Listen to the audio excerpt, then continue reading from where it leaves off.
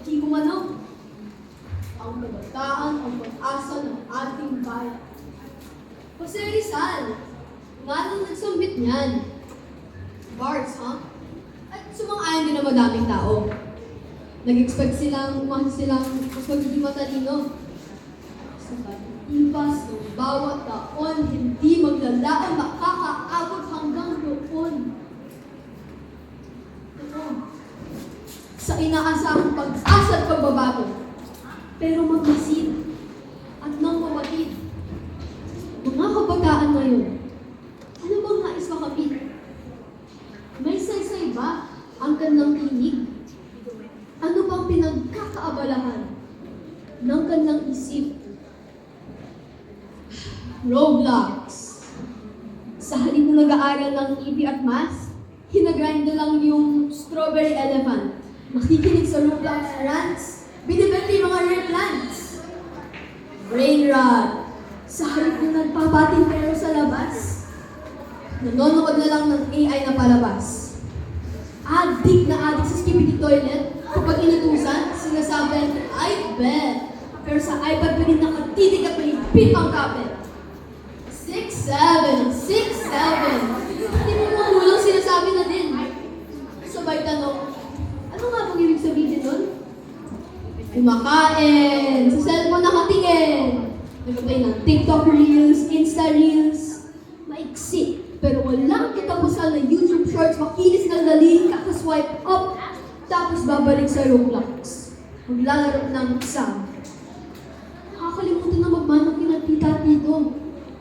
Para bang sumunod natin sila Himalayo.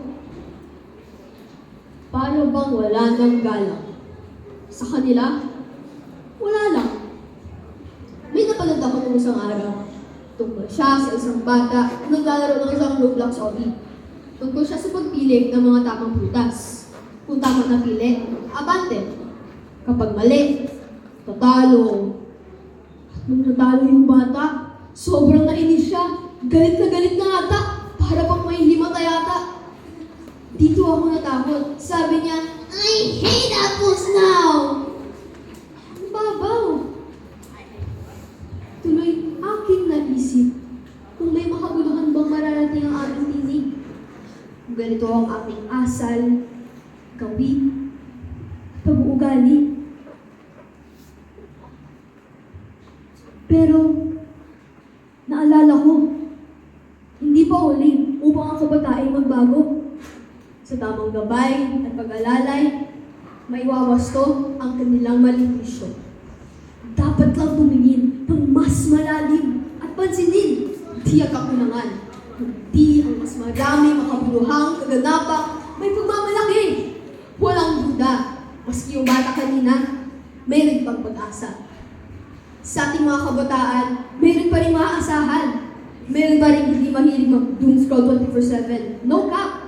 Naglalaan pa rin ng oras, mag-aral, hindi lang puro sarap. Ginagamit ang tinig upang mapahayag ang di mo makabago para sa pagbabago. Dala-dala pa rin ang tunturang hindi binago pagkus umimo sa puso. Sinasambit ang po at opo kina lolo't lola, binabalik ang hiniram na bola. May angking sipag, paggalang, may gustong parang sadyang maasahan.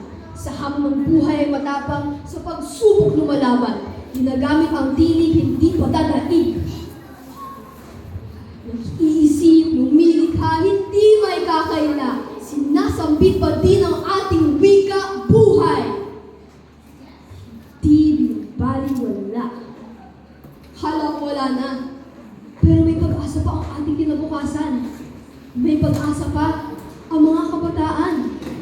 Sa musika at sining, sila'y malikhain. Sa larangan ng palaro, sila'y pambato din. Nagsusulat, nagbabasa, nagpapahayag ng diwang malaya. Kailangan lang iangkla ang pagkakakilanlan sa Diyos na lumikha, palaging titingala. Ipagdiriwang ang katotohanan, hindi pinabaliwala, hindi matatawaran. Makabuluhan pa ang tinig ng ating makabagong kabataan. Tinig